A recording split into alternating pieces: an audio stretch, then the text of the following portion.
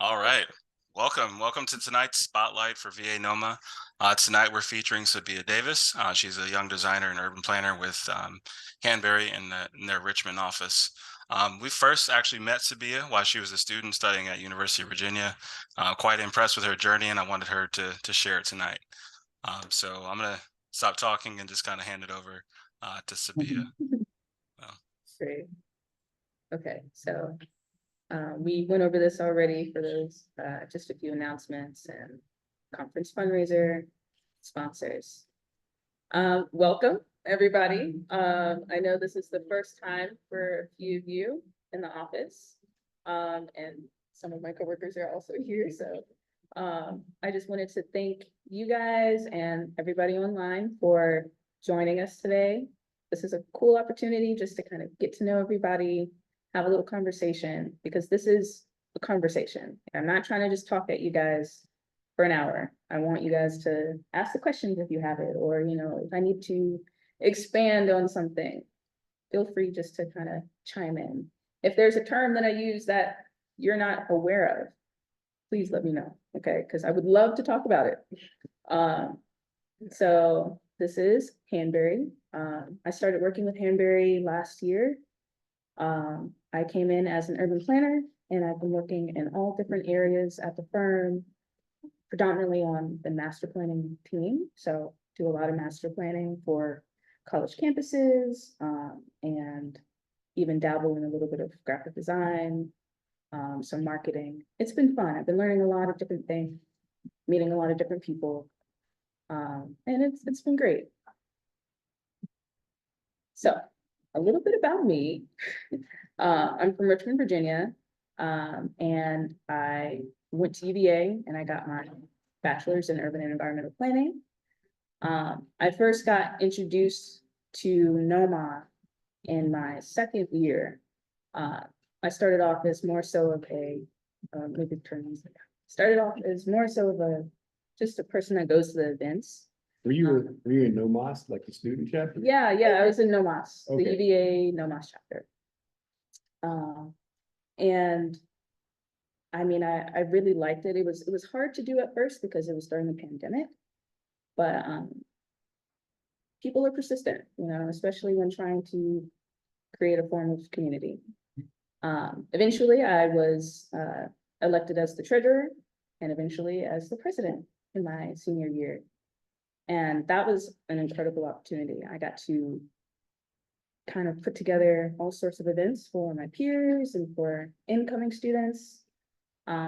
Just kind of following the steps of actually my sister. She was president of NOMAS for a few years before me as well. So it runs in the family. I mean, maybe. I grew up in a very supportive family. I had the luxury of knowing both sides of my family, my great-grandparents, and I feel like the lessons that they instilled early on were to value a sense of community, to value being empathetic, understanding of other people and how they live. And I feel like those foundational values are what kind of led me into the direction of where I am today, But what exactly got me into urban planning? I actually learned about urban planning after I started school.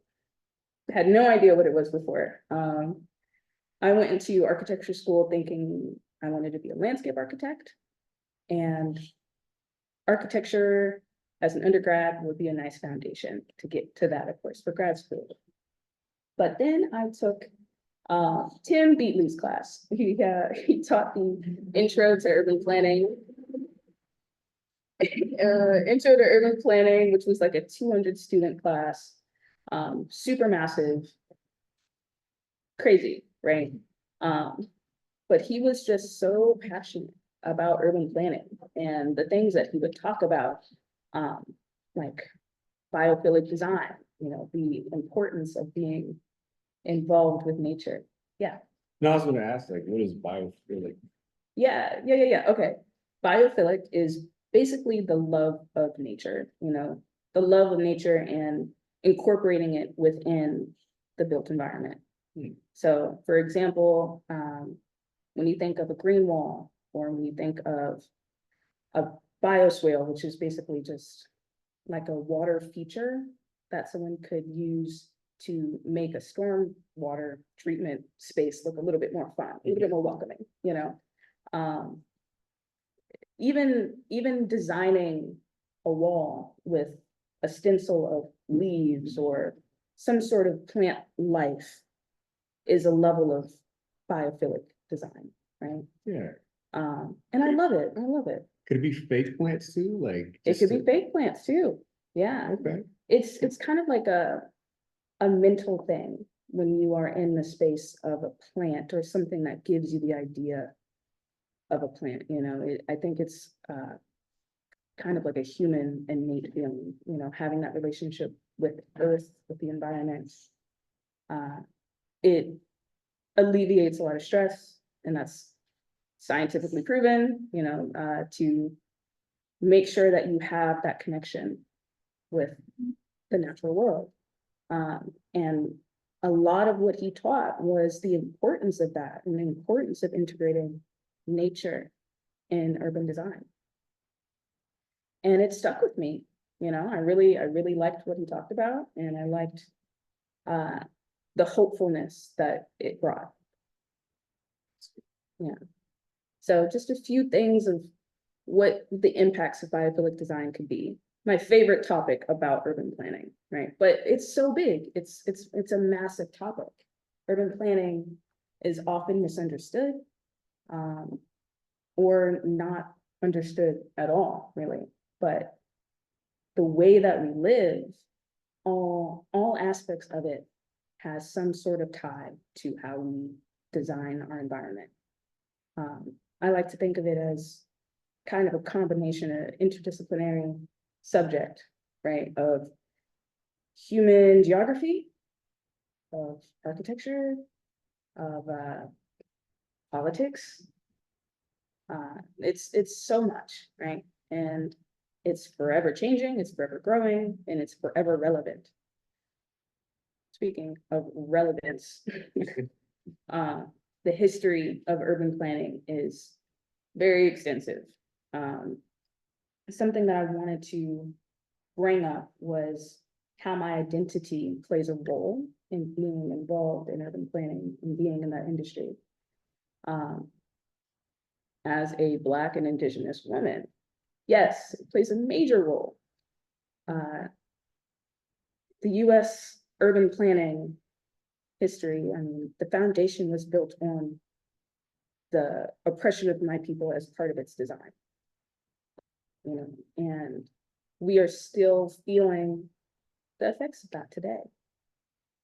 You see it every day. I mean, the current issue is gentrification, but it also used to be urban renewal, or redlining, you know, intentionally keeping people out of areas for oppressive reasons, you know. And I think it's important to talk about those things because people often make it seem like it was so long ago, but it wasn't. It wasn't. It really was pretty recent. And I think it's important for us to unpack that so we can start moving forward and start thinking about solutions. Because we don't have to reinvent wheels. People have succeeded in making sure that cities can be designed for the person that you're designing it for, you know? And I think it's important as a Black woman, really, to make my voice known in such a saturated environment, you know? And so, as much as I really admire what urban planning has, it's also an infuriating subject, you know, that warrants so much time to learn and to understand how it works. And it's exciting also, you know, because I like the idea of learning about it. And so I feel like maybe it's in a way my job as someone who's passionate about the subject to be involved with it, because I do think that other people who are kind of getting into it, students maybe, who are starting to understand what they want to do, or, you know, figure out what track they want to go into. If they see somebody that looks like them, they might start to feel a little bit more comfortable in that space, because representation matters. So, Guess what are some changes you'd like to see implemented what are some changes? in urban planning? That has to be such a load. Oh, it's such a loaded question. Or But it's a question that I could spend the whole day talking about. I think just a simple one that I could think of is just urban planning that focuses on the human scale rather than the vehicle, you know, the car, the building. Like it's about the person in the space more so, yeah, you know, making sure that we have designs that incorporate all different levels of accessibility, of ability to move around the space. You know, less reliant on cars, more encouraging walking, more encouraging of, you know, your own biking, or, you know, all of these different things. Public transportation, I'm a big fan. I'm a big fan of good public transportation, you know, and it could be done. It's been done around the world. And, you know, it's all about priorities. It's all about what we want to focus on. So if I had to change anything, it would likely start with that, fixing our priorities about what it is that we want to see in our day to day. yeah, makes sense. But I mean, I don't expect me to be able to do this alone, you know, which is why I think it's so important for moments like this, where we're sharing these passions and we're sharing these ideas so that the next generation can see it and they can start to be inspired and think more about the spaces that they inhabit, you know. So a way that I am trying my best to connect with my community and with the next generations is I've been really interested in getting involved with my own community from a young age too. Started off volunteering, doing after school programs. My favorite is Art 180. It's a nonprofit right off of Broad Street. Yeah, Question, yeah. top left photo, is that your photo with you? That is me. That's so bad. That is me. Oh, That was a recent installation that they did, just to highlight some of their long-lasting support. That's cool. Representation. I'm up there with one of my other teachers, who's amazing, some other classmates, a bunch of different people. Actually, it's funny you brought that up. Before this talk, I went on a walk just to get my nerves together. Yeah. And I walked over there and I just, they sat, they have a little desk, little bench set up. And the parklet, yes, exactly. And it really helped put myself in the perspective of people are here to support me just as much as I'm out there trying to support them. No reason to be nervous about talking to people.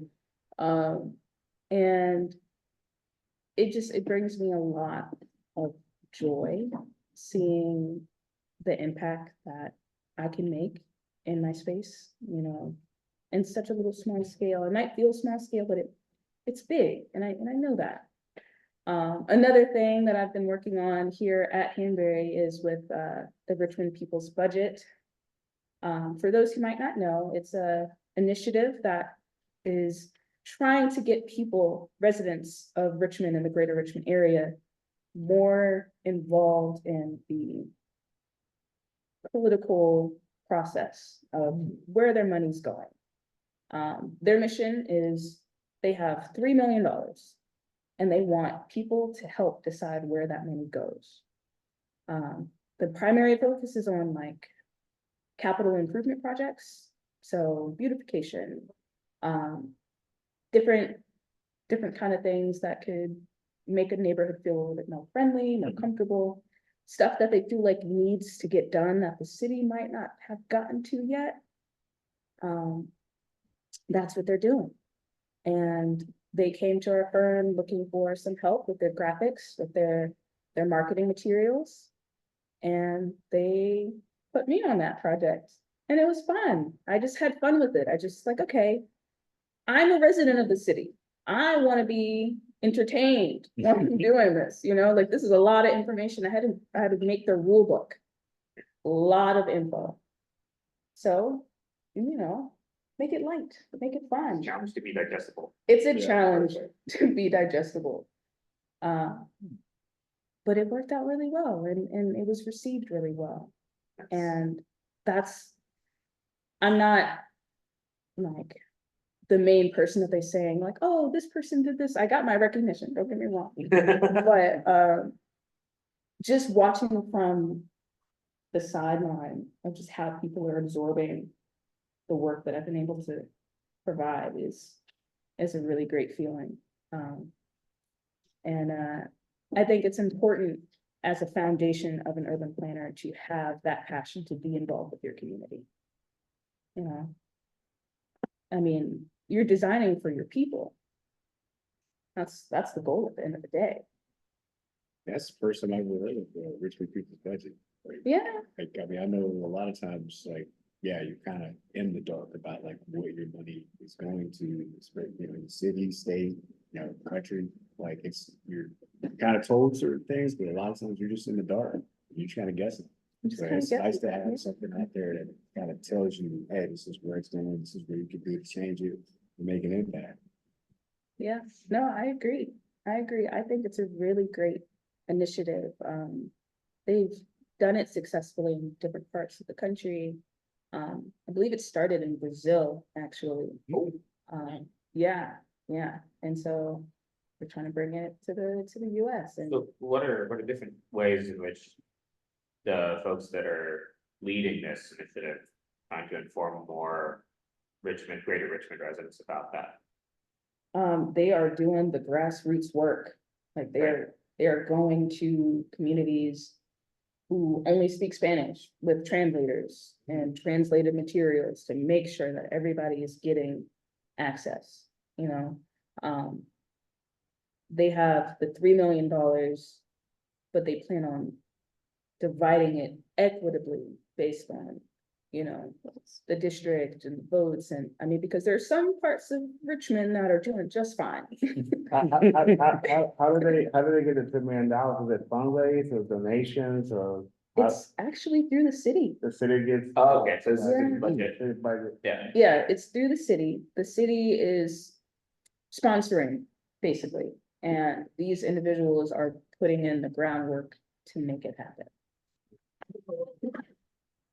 So they're going to all sorts of community events and just be present at all these events so that they can just spread the words. I'm sure they're doing social media, I'm sure they're doing websites and they're leaving flyers and posters everywhere. I think they just, Sabia's posters just printed probably in last couple weeks, Oh, and then yeah. they're probably distributing them now. So hopefully you guys will see that. I actually saw a poster You on did? the street just a few days ago. Yeah, yeah, it was crazy. I didn't even notice it, but Lindsay actually pointed it out. Oh, that's great. Yeah, We should take a picture of that. Yeah, I think she did take a picture. Okay. Okay, yeah. So, you know, it's just little things like that that really make the impact for me. And so like, I don't know, I think that's a really good foundation for me, for any designer truly to have that relationship with their community, you know? I mean, and it also, you network that way, you know? It's a good time. And so I wanted to kind of continue that topic of community with my passion for traveling. The segue is, I don't know, the segue was a little But I basically want to say, basically the connection between how I feel about community. My favorite thing to do when I travel is to people watch, pretty much. I like going around, I like seeing what everyday people are doing in their space. And I feel like talking to the people who live there, just asking them about what's it like, what's their favorite things to do, and like what do they prioritize? That's how I learned the most about how a city functions, how it works, is it successful, what are things that we could bring back to our own towns, to our own countries, and work to make some changes happen. Are you familiar with Urban Sketchers? Urban Sketches, tell me more. Urban, it's an organization, and they have different chapters. And from my understanding, they not only sketch like the built environment that they see when they travel, but they also sketch the people within those spaces. And it's kind of a requirement of the sketch. So it's not just Yeah. a traditional architectural sketch, but you're also, drawing the people. Yeah, that's cool. I Yeah, mean, there was a sketching activity at ArcX, I think a year or two ago, and there were some people involved with that. I know, yeah, sometimes they do something with RVA. They have had several, I think they did once with Urban Sketchers. Yeah, they meet at the museum, what is it, the Architectural Museum? Museum of Architecture. Oh. Yeah, The branch museum? yeah, the branch, that's it, the branch. Yeah, Yeah. wow, that's really cool. I'm gonna look into that. There you go. Okay, thank you. Yeah, not a problem. Yeah, no, that's what I'm talking about. You're just walking around and you're absorbing the space that you're in. And you learn a lot. You learn a lot about people that way. And so that kind of segues into the design retreat that I went on. Ooh. When I was looking into my next steps after school, I met Hanbury, and I learned a little bit about something that they do every year, which is their design retreat. Oh, you do that through Hanbury? Yes, yes, yeah, a great opportunity. So just a little bit about it, the Jane Rathbone Design Retreat is a retreat that emphasizes the importance of design, and it's open to all employees, even people who just started working there, which I thought was incredible. I think I was at Hanbury for maybe 6 months, and when they announced where they were going for their design retreat, I dropped everything that day. I dropped everything. I was like, all right, we're applying for this. We're going to this. Because I just knew how much traveling in college and in high school made such an impact on why I'm doing what I'm doing. So, yes, we ended up going to Switzerland this summer. And I have a little flyer if anybody in person wants to look at our itinerary. We visited a few different cities, starting from the south, moving up, visiting all sorts of landmarks. Yeah, take that. Landmarks, natural parks. We went on a couple mountains. It was incredible. And so I have a few pictures Pretty detailed. about that. It was really hard to come up with which pictures to put in this presentation. Because there was so many different moments in it, and so I wanted to highlight just a few of my favorites. We have the Vitra Design Museum in the top middle. That museum kind of focuses on interior design. But my favorite part was outside because it had an amazing garden. It was incredible. There were so many bees. Okay, maybe someone who doesn't like bees might not like that, but it was. I like bees too. Biophilia. Biophilia, see? Learn something, learn something. Yeah. And another one was actually an elementary school. So, Is that the one with the courtyard? yeah, oh, no, the courtyard is a rehab center. Ooh. Yeah, well, super fascinating. But honestly, now that I'm looking at it, they both have a similar language. where they really incorporate the importance of just people in those spaces. The students, the elementary school was right in the middle of this really cute neighborhood. And it was just, it was adorable. First of all, it was adorable. Like the little Swiss vocabulary words around all of the tables and on the walls, that was adorable. But just the way that they prioritize outside space, natural lighting, making sure that every classroom had some access to the natural air. They also don't have air conditioning in there, so you kind of have to have that. Really? Yeah, that is not common in Switzerland to have AC, but a lot of their design incorporates that, you know, passive air and Ventilation. Ventilation. condensation, so in a way, they don't need it. It doesn't usually get super hot in the Because States. the climate too, it's pretty high up Yeah, in elevation, so. yeah, that's another thing too. But what happens in the winter? In the winter, that's a great question. I don't know. You don't travel there. You just don't go there. Yeah. I mean, Because unless you got- like to ski, because that would be Yeah, there you the go. ideal place to be for that. Yeah. They, What do you they think? definitely have heaters, but just not. They have Yes. heaters. Yeah. Just not AC style, Yes. I guess. Mm. Chemical systems. And so just some more pictures of the trip. I finished my trip off with a little vacation after, and I went to Zurich. And some of my favorite things to do were walk around, were just see what people were doing. And I talked to Phil a little bit about this before, but something that they did really well was the incorporation of third spaces. And for those who might not know what third spaces are, think of your home being one space and your job being another space. A third space is a little moment where you could create community, can enjoy being without spending money all the time, and connect with nature, connect with others, reclaim your time outside of the 9 to 5, you know. They do that really well.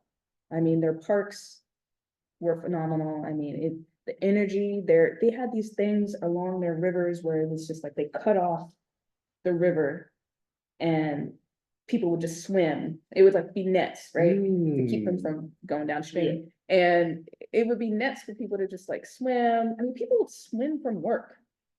What? Oh, I saw that. Yeah. In Switzerland, they Yeah. just like swim and then they People cover swim home from everything, work, they just like guys. swim to.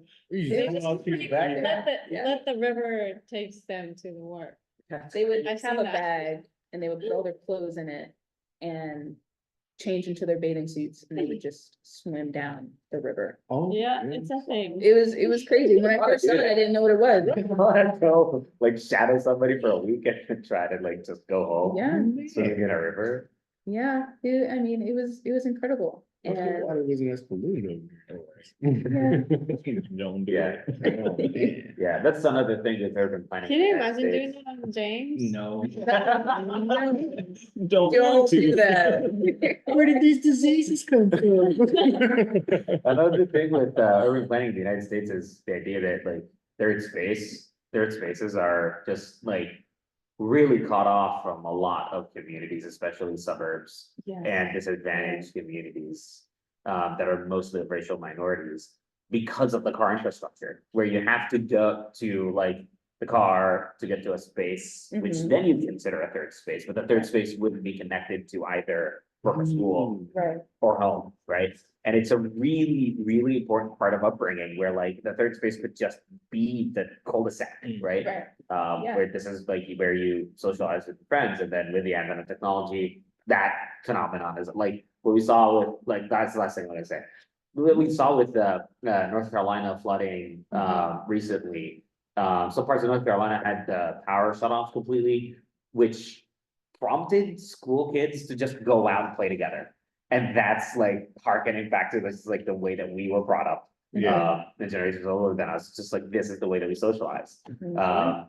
So third place could be created, of course, it's extremely important. Faith communities have third spaces like that. My third space is a mosque, right? Mhm. But third space can also happen like just really organically, and that's the power that people have. It's just like that they can kind of just spontaneously create these spaces within among themselves as part of just like building community within themselves. Yes, 100%, especially the point that third spaces, people can make them on their own, but man, does it make a difference when your city Yeah, encourages that, yeah, you know? Like when the city's infrastructure is incorporating your third space, you feel it. And I think that is something that we struggle with in states where the car runs the world, you know, and people often think of their third space being the gym or a bar or yes. and while those things, they do still count. I mean, they also require you to drive to them typically or to pay money to be in them. Yeah. So there's already a barrier of access within it. And you taught me something new with that, like, the third space already being in the planning. Yeah. It's like not, it's not necessarily the gym or somewhere you drive to or somewhere you have to pay, but it's like already in your community. And that's Yeah. kind of like how community used to be, where it's like, you had that centerpiece in whatever community you were in, and everybody just knew to go there to hang out. Right. I'm And I curious mean- with the group that you're working with in Richmond, are you talking about that concept with them? Because I almost think that the third space is something that wants to be part of policy, like to advocate Yeah. for it more. I brought it up to them, there's this, I guess it's for organization, Chamberbrook.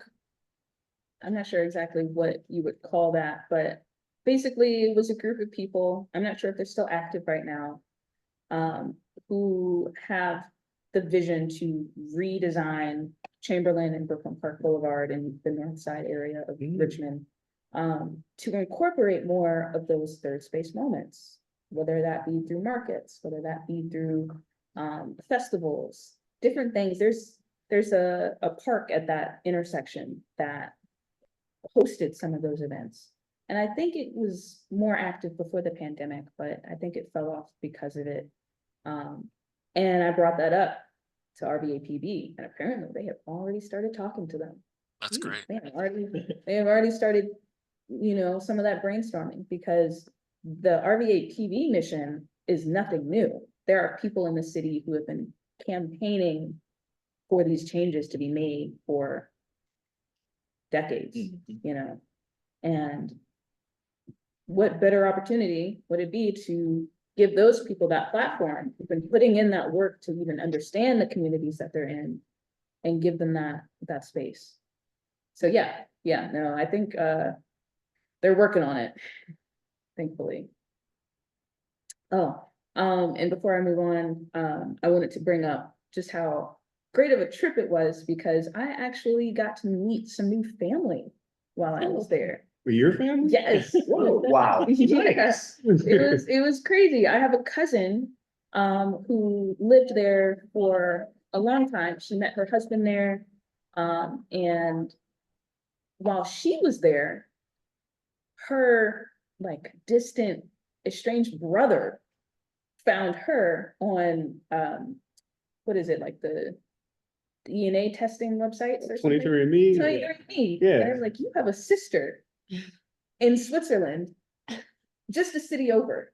Right. Whoa. It was insane. Or it was crazy. So she wasn't in Switzerland at the time, but she did connect me to him. And so I got to meet him and his wife, and we got to get dinner, and they showed me, where they go on their daily dinner outings, and I felt like that was one of the most valuable moments that I had That's while I was amazing. there. You- And now I have somewhere to stay when I want to go back. You bring up a good point. I was talking to someone else that when they traveled outside the country, like when they go out to eat, Mhm. it doesn't break the bank. Like, that's just a like, it's No. almost like the third space we're talking about, like, that's Yeah. just something they do to just go out to eat, and like, Yeah. everybody just kind of like converges on a Yeah. restaurant, and they just have a good time, and it doesn't break the budget like it is nowadays here, Yeah, food's expensive right now. yeah.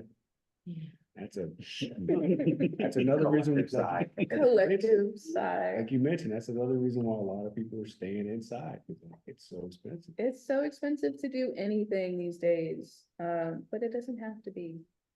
It doesn't have to be good urban planning. And so I wanna transition. I feel like my laptop's dying soon. What is next? What is next for me? You know, I've realized what I'm into, but I turned 24 in 2 weeks. Woohoo! I can guarantee that not everybody is doing the same thing that they were doing at 24, right? But I like what I do now. You know, I like the fact that it's open to interpretation, it's open to different possibilities. And I like that this design industry allows me the space to take my study and put it in different places.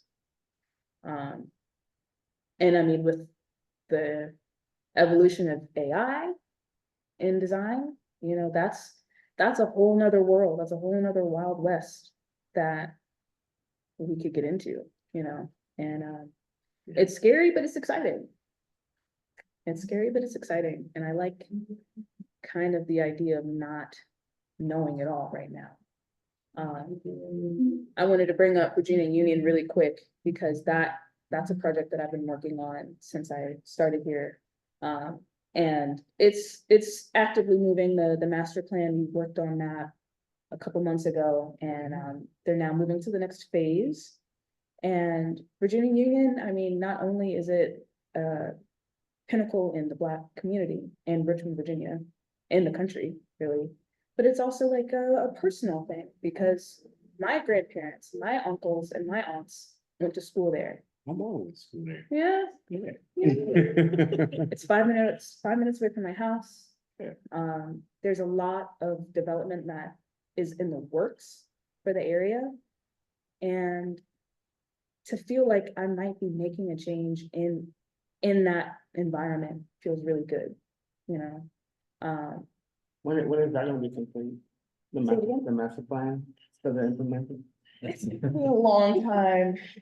It's gonna be a long time, but I I mean, can't see Oh. the year, 2024. it's to 2020, no, 2024 to 2032. I'm Oh, gonna We can minimize that. minimize that. Years To the- ago. Yeah, Top it's left. 2032. I mean, is the master plan complete as far as, so you guys still working on it? The master plans are typically a living document for that. Well, I mean, and- have you but submitted one to yes, them? we submitted that, Yeah. yeah, so this is like That's fine. what they've been receiving, and now Yeah. they're moving towards next steps on. No, the reason I asked is we did, Implementation, we did a couple of years ago, we did, some work over there, Virginia Union. And it was mostly athletics stuff. You know, Yeah. I mean, I see you have a picture of Holyfield there. And that whole area, we did a athletic master plan for them, because they were working with a developer that was going to help them raise the funds to make improvements to their athletic Yes. facilities. You know, with with Holyfield and the gym that's there now, I can't remember what it's called. Historic gym that was transferred here from, the transfer here. Belgian. Yeah, Belgian Belgium, yeah. Tower, yeah. There you go. Power. That was transferred here from the 1932, you know, Welfare. welfare was moved here, and I actually had to go to the Library of Virginia to get the plans for that. That's where they were, you know, the original plans, so they were archived, and I had to get scans and pay for all that, but. So, well, unfortunately, it did not work out with that developer. You know, so they abandoned that, but, so I'm curious to see what they have planned to. As far as their, you know, athletic facilities. I'm curious. So I was very passionate about, that's what I'm saying, when I heard about that project, I jumped in it because I wanted, because it's a local project, and most of our projects are. They, in other states and stuff, and local project, it'd be great to do something here. And, and then in dire need of some improvements to those, but unfortunately, it didn't work out. Yeah, I mean, that's what happens, private Yeah, institutions. private It's institutions a don't little get the fund. complicated. They don't get the same kind of funding as government schools do. Yeah, And also the extensive history of racism in the city, Virginia Union has had some walls put up against it. But they're still pushing. So, it's exciting to see, them moving forward, and by putting together the master plan, we're helping them do that fundraising. People like to see a plan.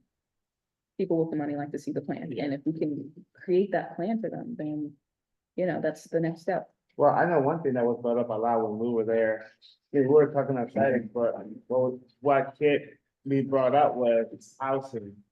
Student housing, they were like short, I think the plan director was there, he kept mentioning that we short on house, he kept talking about dorms.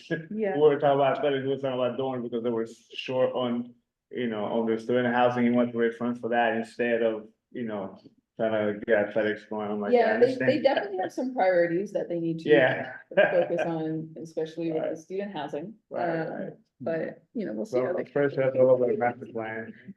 Oh. And so I kind of wanted to bring that question I had earlier to you guys, just so you can kind of understand where I am at right now, like, what were you doing at 24? Were you at the same job, or were you in the same career? Were you still living in the same place? I was in college. I feel judgment on the middle one. Still living. Still? Still? Look at you. You went ahead of me. I was pretty confident. I think I went from undergrad to grad school, so I didn't get out until I was like 26. So I started a little late, so I was still in college doing student stuff. Yeah, I was in Iraq. Hey, yeah, we come from so many different spaces, and I do think it's so interesting how we all kind of end up where we're at now, right? But my point of even bringing that up is, it's whatever I'm doing right now, it might change, I might have different priorities in 5 years. I would definitely. It'll most likely change, but my values are gonna be the same. Yeah, I mean, that's life, you get so many opportunities. Yeah. Sometimes they're good, sometimes they're bad, life events, life, like you say, and stuff happens and change. You're not expecting one thing. Life throws you a curveball, and you have to switch gears and, never know. Yeah, It's always good to have a plan, it is good to have a and plan. like I said, stick with your values and go through it. Honestly, that's a great segue to my last slide. Yeah. Life happens wherever you are. Whether you make it or not, just like you said. And that's kind of the mentality that I'm taking, I'm making sure that I'm happy with what I'm doing, and I'm happy with the impact that I'm making. But I mean, there's so many different paths for me to take right now. Go back to school, continue working, travel, there's so much, and it's a little daunting, but it's still very exciting, and I like that I'm with people who support me in that decision, and I talk a lot with my family about what I do, and get a lot of advice from them, but it's becoming one of those things where it's like, you got a lot of options and they're all good. So it's really just up to what I want to do. And so we'll just rock with it, and see what happens. But as long as I'm sticking to the values that I have, it's gonna end up being something great regardless. So yeah. Awesome. Thanks, Sabiya. I will say, on your question about, like, where will you be, or where were you when you were 24? I like the way you asked that, because I do think the purpose of these spotlights is really kind of like highlighting people's journeys, like within this profession. It can be a tough profession. I think a lot of us that are in here, this room tonight, love the profession, but there's things that we want to see improve, and it can be discouraging with the setbacks that happen.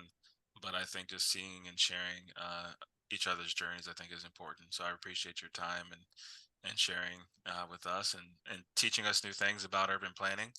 I'm curious. I have this question for you about urban planning. Is there something that you would think that urban planners should know about architecture, and is there something that architects should know about urban planning? Hmm. I mean, I feel like it's really important for both professions to know just how integrated the two are. You know, I feel like we often separate architecture and urban planning, but they go hand in hand. Yeah. You know, it's kind of like a yin and yang situation. You know, they need each other. They build off of each other, and when they're not built with each other in mind, then you get disorder. Then you get a little bit of chaos, and I feel like once we really get that concept together, then we'll start to really see the results of quality architecture, quality planning that everybody wants. Everybody wants that, you know, it's just, we gotta come together, right? Yeah. And so I think that's a simple kind of idea, concept that I would like both parties to understand. And it's actually one of the leading reasons why I became an urban planner working at an architecture firm. I feel like there needs to be that bridge. There needs to be that connection between the two industries. Hmm. Rather than, you know, always outsourcing for your urban planning. Why not have somebody who knows a little bit about it, who can maybe then create a connection between other urban planners, because you have a connection with design. So that was kind of my mentality when I decided where I wanted to be after school. Is that why you had that picture of Norfolk, with this beautiful structure, the scope, and then surrounded Yeah. by some urban planning mistakes?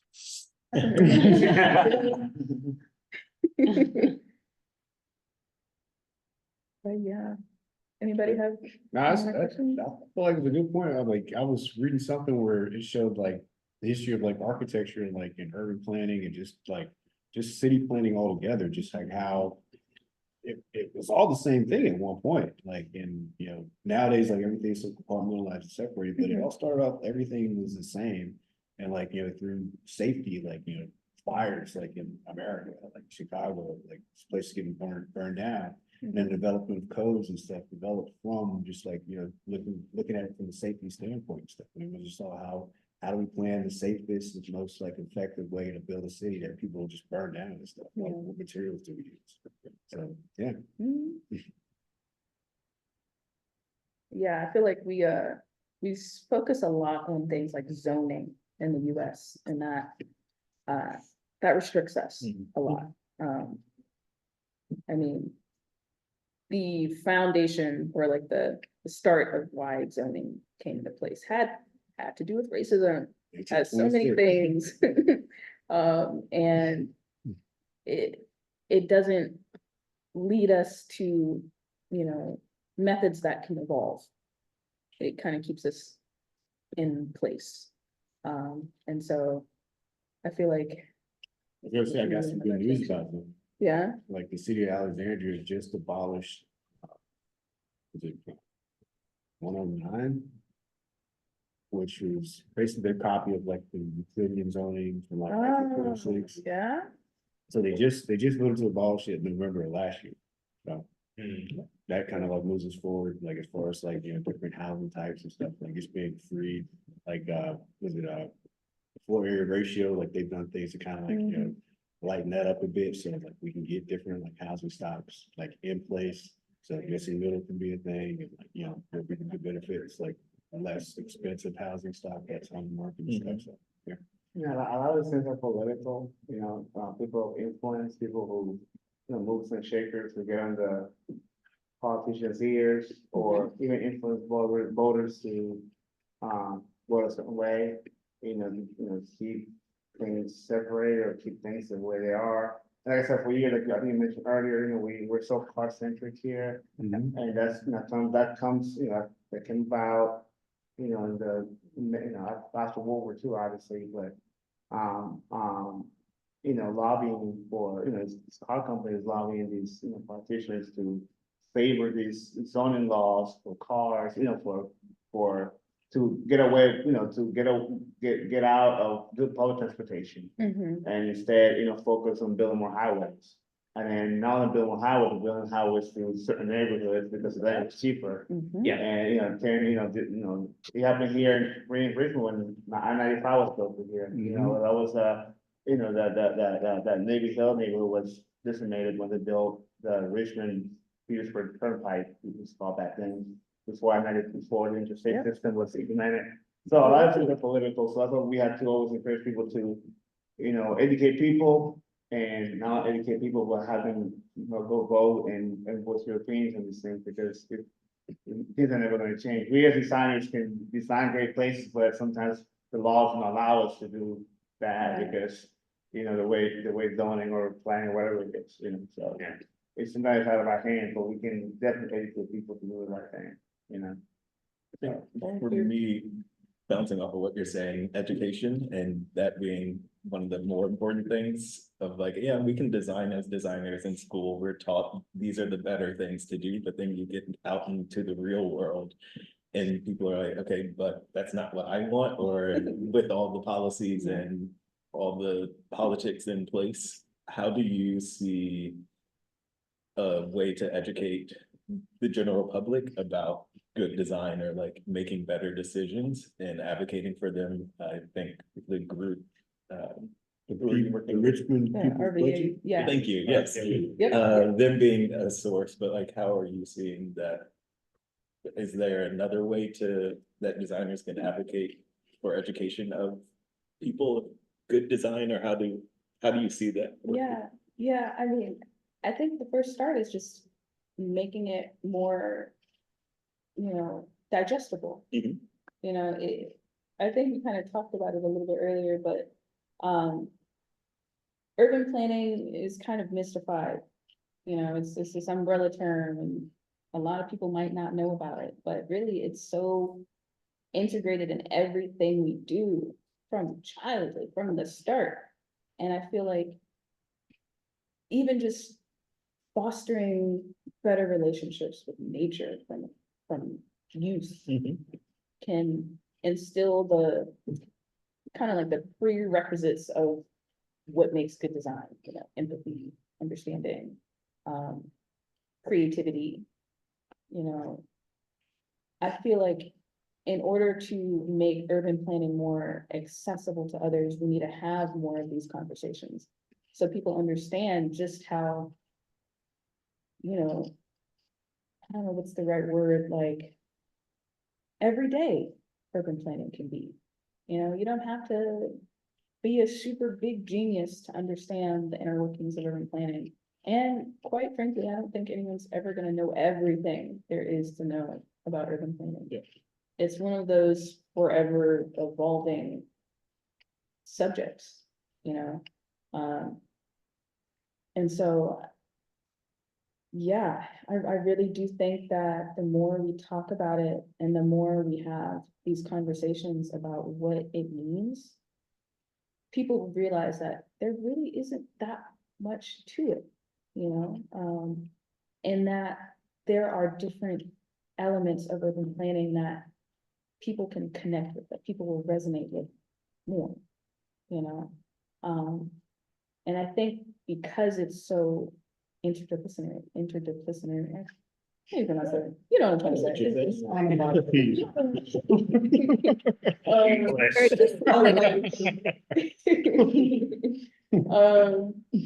We have a Because question there's so online. many different things, people are gonna find something to connect with. Yeah. And I think once people can find that connection, they'll start to feel more related to it and have a sense of a responsibility in making sure that we have that good planning. Is there a city that? It's Okay. as far as to work in.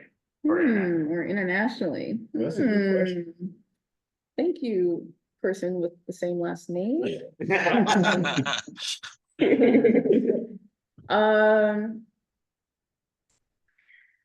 Honestly, there's a lot, but Singapore actually is a city that There I you thought go. about for a really, really long time, especially while I was in school, because they have a unique situation where their population is very dense. And so they have no choice but to start to try different urban planning practices, build up, start getting creative about the way that they use transportation. Biophilic design is phenomenal there. And it's something that I want to see, just the relationship with nature and the environment. It's something that I want to understand better. And Well, if you ever visit, you can stay at my place. hey, see, Oh, one okay. of my coworkers is from there. The family Invitation. Hey. Get a guy. Honestly, I could use a guide, so I do not speak the language. Oh, they speak English. But yeah, Oh, Yeah. well, International thing. Yeah. the language actually. It's the cosmopolitan Yeah. place. Oh, okay, I'm learning something new. Are there any other questions online? No, I just wanted to say that Sabiya did a phenomenal job. I'm very Yes, she proud of did. you. The word is interdisciplinary. That Don't do it, Mom, don't do it. Please.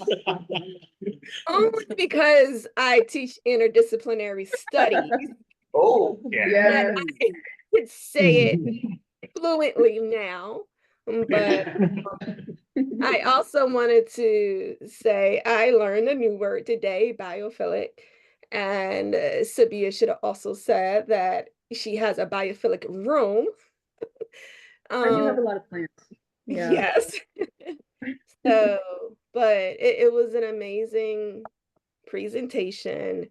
Thank you for sharing some information and knowledge that I didn't know about you yet. So, Yeah, of course, of course. yeah, so I wanted to bring up a few things like Minecraft. We talked about Oh some Well, way back. but just a few introductory points that got her into, first of all, architecture, but then into urban design. But Sabi was very much an artistic student for a very long time, lots of long nights. Your brother is laughing at me for calling you out. I apologize, but I work with college students, and I think it's important for them and parents to understand that sometimes the games that we feel that you all may play are trivial can lead to some how can I put it? Just opening up your eyes as to what you can do in your future. So I just proud of you. And yes, at 24, you never know. You never know. You can switch up. But again, just the importance of taking some of those overarching classes in your freshman and sophomore year can lead you into new directions as well. And there's nothing wrong with pivoting while in college. And someone earlier said about them being in a master's program at 26 and calling it, like a late bloomer or old, or I forgot what was the term used. It's never too late. It is never too late to pursue education, continue education. And I'm just really happy to see all of you all there supporting Sabiya. That's all I have to say for tonight. But thank you all for your time and allowing her the opportunity to share her story. Absolutely. Thank you for those kind words. Anyone else?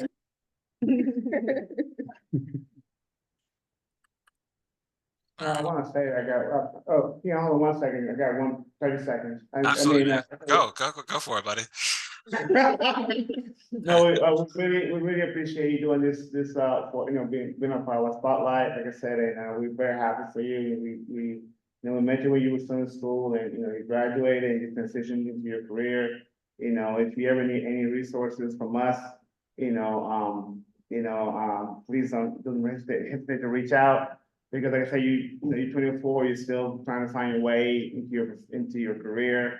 Ian and I have been in it for a while, and there's a lot of people who've been in it for a while, so we can, and people here in your firm, been here for a while, so that's, hopefully why you decided to come work here, because they offer you that mentorship that you need, to grow, right? Because you can always grow, we're still growing, we never stop growing, so we really appreciate you doing this for us, and we are looking forward to working with you in the future, because we definitely want to make our cities, not only our cities, our world better. We can do it through, through great design and I say great education.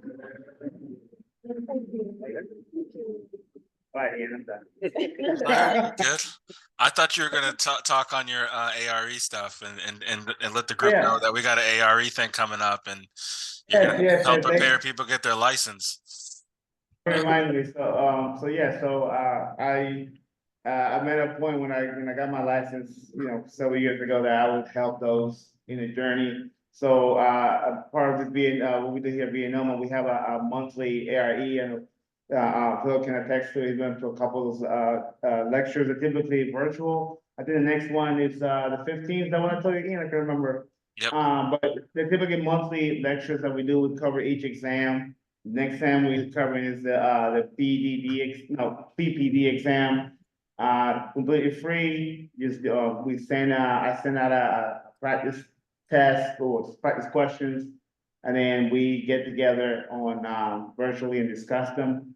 I also talk briefly about the exam for those people who have never taken the exam before, but then we jump into the questions, and it's typically like 10 questions, and we, and the questions come from, they are retired ARE questions. It's not like I'm making them up myself, right? So then we kind of talk about the language of the questions, because part of that is also, part of passing the ARE is not just knowing the answers, but knowing how to read the questions correctly, right? Because that's kind of how to get you. Sometimes it's not, it's not the right answer, but the best answer. That's what we always say. So we try to help you find the best answer, because that's part of what helps you pass the ARE. We do a monthly. We have 3 more exams to go. Starting October, we got October, November, and December. We're gonna finish with the construction with CE exam. But hopefully, you can join us for that. We typically post it in our social media, and we post it in our newsletter. So we send a link to it, so you can join in. It's typically from 12 to 1. In the middle of the day, typically on a Tuesday. So for an hour, we go through it really quickly, and you can get back to work. So we're taking much of the time. So that's what we do. And if anybody wants to help with the ARE stuff, be in the committee, I'm definitely welcoming people to, if you have any ideas to help, help people pass the exam. So that's kind of our goal, to help people get licensed. Thank you. Great information. Yeah. So October 15th, is that when the next one is? I can't remember the date. You had it up there earlier. Yeah, it's October 15th. Yeah. So I 12 o'clock, 12 noon. We have another comment. We got conference after that. Cool. Oh, yeah, did you say, can we go to the sponsors? Oh, yeah. Yep. Right. Yeah, I just wanted to kind of close out. You guys in Richmond are more than welcome to continue to talk to each other and have good conversation, but I'm gonna log off online. But I did want to thank our sponsors again. Thank you, Hanbury, for hosting the space. It's much appreciated for events like this. We want to do more, where we have an opportunity to showcase our members. If you're interested in doing a spotlight in the future, please reach out and let us know. Yeah, so thanks again, everyone, for coming out tonight, and hope to see you all at the conference in Baltimore if you're able to go, and if not, maybe sometime in Richmond when I'm there for ArcX. So take care, everybody. Thank you. Everybody. All right, we're gonna stay here till about 11 o'clock. Yeah. You all.